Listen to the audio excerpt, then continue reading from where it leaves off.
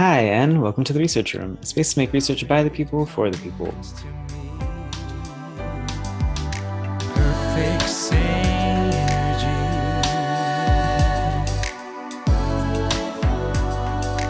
And today I'm going to do another episode of Falsifiable Fridays, and we are going to finish off our month of talking about women's rights, sexism, all the misogynistic things that happen in society.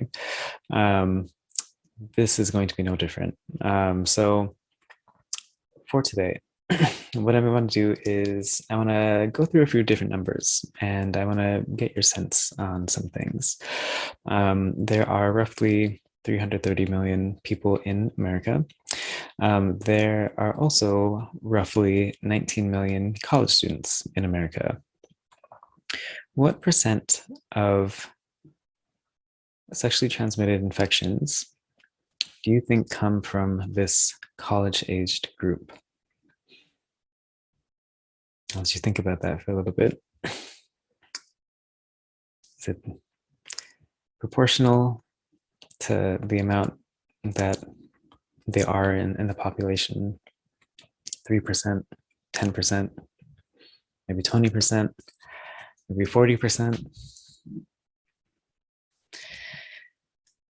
Well, unfortunately, it's roughly 50%. 50% of transmitted cases come from this college population. And so that seems like a pretty big problem that we need to address. Why do you think that happens? Why do you think it's so high in this population? I'm sure there are probably some things that come to mind pretty readily. I think I'm going to talk about some that you maybe don't think about. And of course, I mean, that's not to say that like this is necessarily more or less important than some of the ones that you might be thinking of, but it's still a factor that we should be considering. And if we really do want to like work on this problem, then we should think about the whole picture of things rather than only one component. So before I get onto why this might be happening, I do want to talk about rates by racial ethnic background.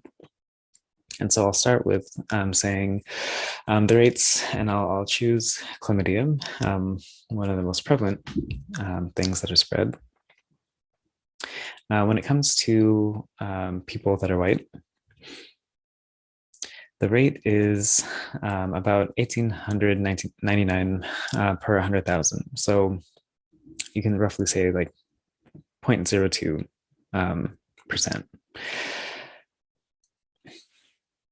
So that's a rate. What does that mean? You don't really know until you can start comparing it to other racial ethnic backgrounds. So I think one thing that happens is that from basically every other group of color, it's going to be higher. So when it comes to people that are Hispanic, it is roughly double that amount. When it comes to people that are native or indigenous, it's slightly more than double that amount at 0.05. When it comes to people who are Hawaiian and Pacific Islander, it is slightly more than that. It's at 0.06. Then when it goes to people that are Black, that is roughly 4 times as high, and that is at 0.07. So the only group for which it is less, that is for people that are Asian. And even within that, like for all of these, right, like there's so much more diversity to look into when it comes to all of these backgrounds. But as a whole, Asians are less, and they are roughly half the amount at 0.09 or 0.009.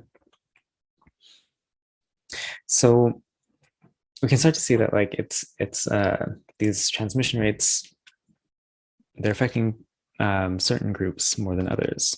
And so that might start to point you in a direction of like, okay, so what are some unique features of some of these other groups? You also get like the same kind of like story when it comes to HIV transmission as well, where rates are roughly double in Black communities rather than in white communities. And so again, you have to start to think about like why is this happening, right? And so one idea is that um, when you are a person of color, you are also going to be more likely to experience racism. I mean, as a person of color, that is the only group that could potentially have racism, have perceived racism. And so some of the numbers that are associated with that are that people that are Black, in this survey at least, 75% of people had some sort of experienced racism. 60% of people that are Asian, 50% for people that are Hispanic, 55% for those that are Native, and 72% for those that are Pacific Islander. And so these are pretty high numbers, right? But then we can also add another layer to this, which is specifically for women of color. So it's one thing for anyone to experience racism. It's another thing to be both a woman and someone that also experiences racism. It is inherently different for a woman to experience racism than for a man to experience racism. There are, of course, commonalities, but there are plenty of differences in that lived experience. So on top of racism, there's also sexism. And so roughly half, at least in this survey, half of the women in this case experience some sort of sexism, at least in the workplace. And that's only in the workplace, right? Like, hopefully that's a place that like you would be able to think that like you're safe from these kinds of things, let alone the rest of the world. But it definitely happens, right? So we can start to see that like there's all these like other factors that come on with the ways that we have to live our lives. And because of that, these things might be potentially influencing, or at least at the very least, they do relate to some degree these ideas of like why we would transmit STIs. And so I want to like sit back and like really think about like why would that be the case, right? I'm gonna be coming back to that question quite a bit throughout this whole episode.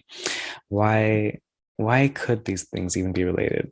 And so you start to think about like the age group in which we are looking at college age students and thinking about racism and sexism, and any kind of like thing that is happening could potentially like influence the ways in which they are interacting with other people. And that goes on like multiple levels, right? For just regular friendships and conversations, all the way down to like very intimate things like sexual intercourse. And so, what the study found that we're talking about today is that yes, there is actually a relationship between racism, sexism, and sexual well-being, is what they call it here. So, sexual well-being is two separate things. One is sexual satisfaction. And again, these are for women of color in particular. So everything that I'm saying here today is particularly about women of color. So it does relate to sexual well-being. And first, it relates to how satisfying their sex lives are. That warrants a whole episode on itself, but I want to focus on, and I guess I didn't say this, it is negatively related. So people and women that are experiencing racism and sexism tend to have less satisfying sex lives.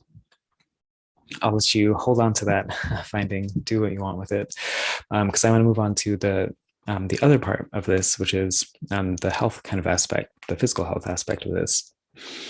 And that is that those that experience racism and sexism tend to also be the same people that have less condom use self-efficacy. So that is a mouthful, right?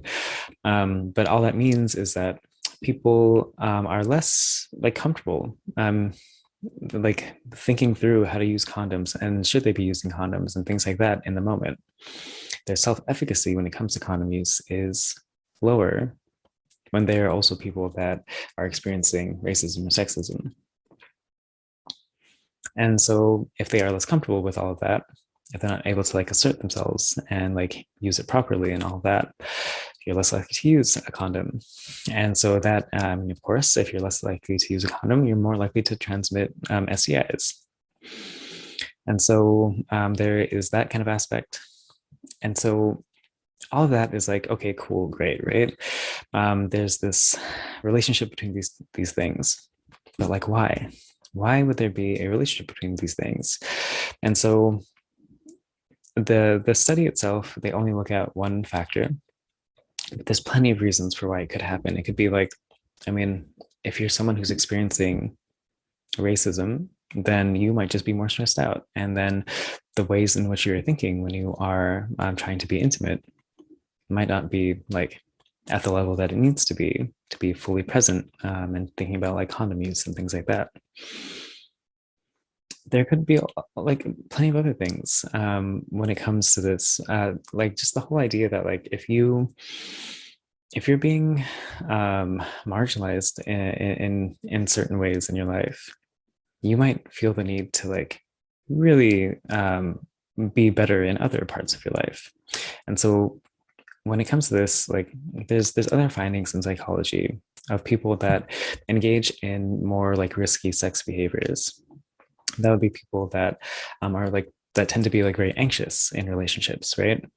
They think that maybe they're not worthy enough, maybe they think that their partner isn't into them, and so they might engage in these more risky kind of sex behaviors, not using condoms as one of those things. And so that kind of idea could also translate here, right? That potentially women that are experiencing racism and sexism just feel a little less like worthy, and so they want to get that from these interactions, and they might think that, oh, like if we don't use condoms, that means I'm closer to this person. They might actually like truly like me. And that's not at all to say anything about the women in this case. That's much more to say about like the circumstances in which these things happen and what we think in society, what we think of like this idea that things have to be tailored to men. That because I do this, that for some reason that they're going to like me more, that we're going to be closer. um yeah, there's so many things that it could potentially be, right? For as to why. The one that this research paper actually looks into is this idea of sexual autonomy. And so this idea sort of similar to some of the things I'm saying, but definitely distinct in the sense that sexual autonomy is just how much do you feel like you have control in these situations? How much control do you think you have during sex? Are you able to voice your opinions on things? Are you able to speak to your partner? Do you feel like you're doing things that like you actually want to do?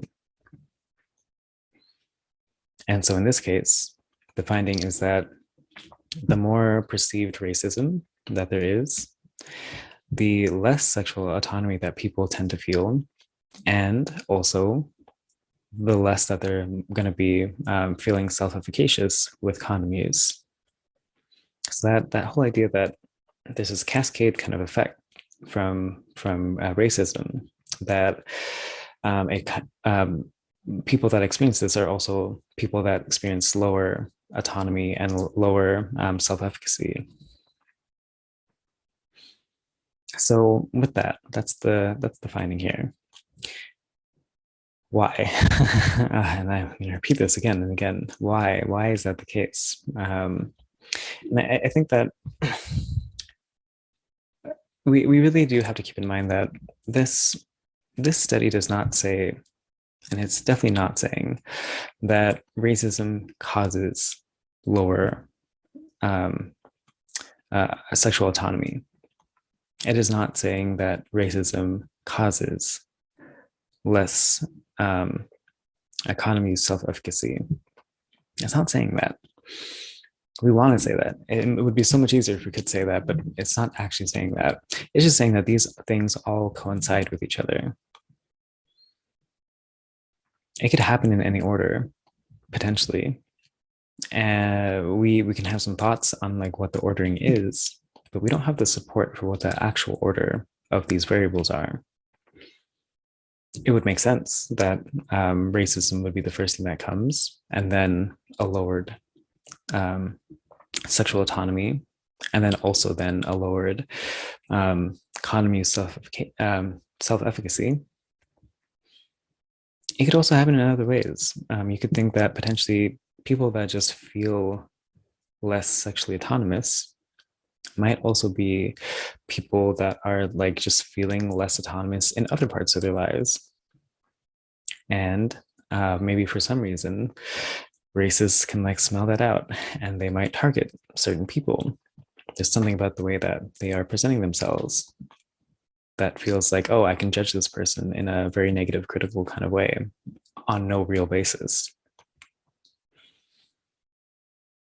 So you can see that like it could potentially go in other ways, but we'll think of it as racism coming first.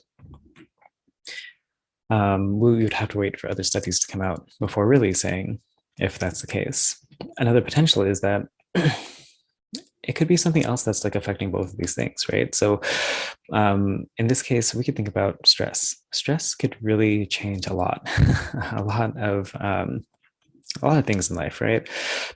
It could change even just simply the way that you are perceiving racism. The more stressed out that you are, the more aware and attuned you might be on some of the like microaggressions that are out there, or maybe even just the very explicit ways in which people are actually discriminating against you based on the color of your skin. Stress could also change your autonomy. If you are feeling very stressed out, maybe you just don't feel like you are in control of your situation. If you're stressed out, that might also change how self-efficacious you feel when it comes to economies. We can see that there's something else that could just be affecting everything rather than it's really racism that's causing everything. We would need more work in order to like really see that. At this point, it's up to you to really think through like maybe in your own life and other people's lives that are close to you, what makes the most sense. And it's just something that you can do about it, depending on the ordering of these things. If it's really racism, what do you do about that?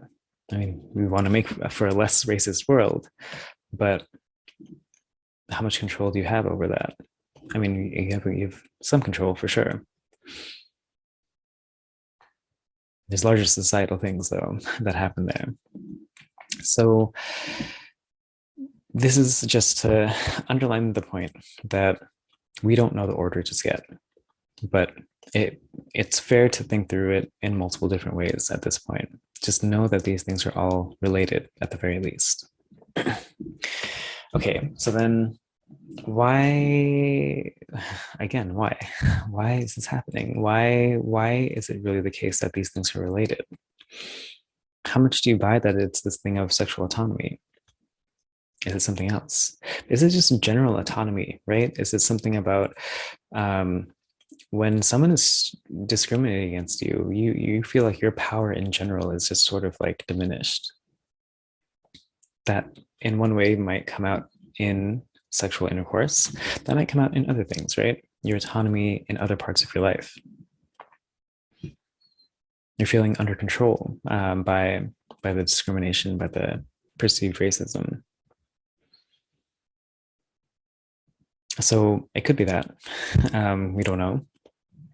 It could all be these other things of like self-worth, potentially, that you just don't feel like you are as worthy, that your people around you and your society is telling you that you are not worthy, that you are different, that you just don't belong, that you're not smart enough, all of that. That might especially be the case when it comes to women that are experiencing racism because of the intersectionality of things, that women are already facing other pressures and other ways in which they are pushed out of certain majors, or even just like literally attending college. Um, and then on top of that, there's this racist kind of aspect. So having both those things that could potentially wear at someone's self-worth, and the behaviors that they engage in because of that potentially could lead down this kind of like road.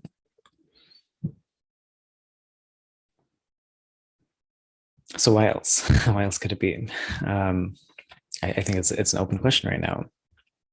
One thing is sexual autonomy. Yes, could be many other reasons for which this racism indirectly relates to less autonomy self-efficacy.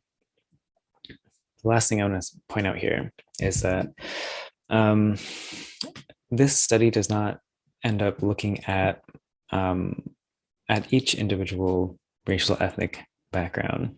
It kind of lumps together women of color as one group.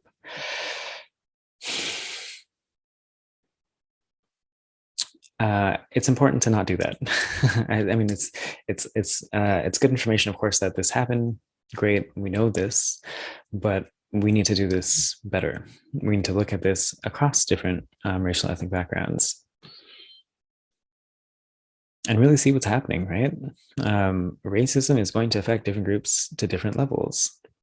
Literally, because of just the frequency at which it happens, it's more often going to happen to certain groups rather than others. Also, the severity of it. Also, just the timing in society in the world, right? Different groups get targeted more strongly depending on what else is happening in society, which is insane to like have to say out loud, but like it is the truth, right? So we have to look at this at a different level on these multiple levels of people's actual backgrounds, not just to say that there's one common experience that all women of color experience. That is definitely not the case. So other reasons why this might end up affecting different racial ethnic backgrounds differently. You could also just think about like, especially when it comes to like sex, the ways in which society might make a fetish out of certain ethnic backgrounds. And also, I mean, this goes both ways for like so many different ethnic backgrounds that people might find certain groups more attractive. People might also find those same exact groups less attractive. The crazy ways in which society works and works its way into like making people think certain things. That's also going to have like a profound impact here, I think. Then you can also think about like just the support networks that are out there. It depends on where in the US you are. Are you in a place that is generally, you have diversity, you have people that also look like you? Maybe that is to share your experiences. Maybe that's also to just like know that you have support from people that care. They care about your specific circumstances. They won't diminish your experiences. Do you have that around you? That's going to depend. It's going to depend on where in the US you are. Are you actually alone, or can people empathize with you? And that's never to say that, like, okay, like that's the component that we need to be caring about the most. It is a component. The bigger thing to intervene on is like to stop racism, but like in the meantime, you still have to be like supportive, connected people. And so thinking how much of a factor is that? How much more can that potentially maybe make people feel sexually autonomous still and keep their economy of self-efficacy high? When you have the supportive network, it's much more likely. Unfortunately, that's not going to be the case for everyone. So I mentioned all these things, and I am curious, like, to what degree do you still believe the original finding? Does it still stand? Does it change? Is it completely like wiped out by the things that they say? I mean, personally, I don't think they are. I think that this finding would stand, but I think there's so many other considerations that we need to be thinking about. So with that, I'll end this episode. I think there's a lot to think through here when it comes to this. But even something that like you might not ever think to connect, right? Racism and sexual autonomy, condom use. There's ways in which these things will relate. And so we do have to keep in mind the bigger picture when it comes to these things. And so yeah, that's gonna be it for today. Um, thank you. Thank you for your time and listening to this. We're going to move on to a different topic for the next month. We're going to be talking about memory. There's a lot of things that come with memory as well, right? But that's going to be coming up in the next few weeks. So until next time, feel free to check out the website roomforresearch.com, get more information on any of this, any of the other things I've done on equal rights when it comes to gender, especially, and then also social media at Room for Research if you want to look us up there. Till next time, bye for now. With the sun will breathe.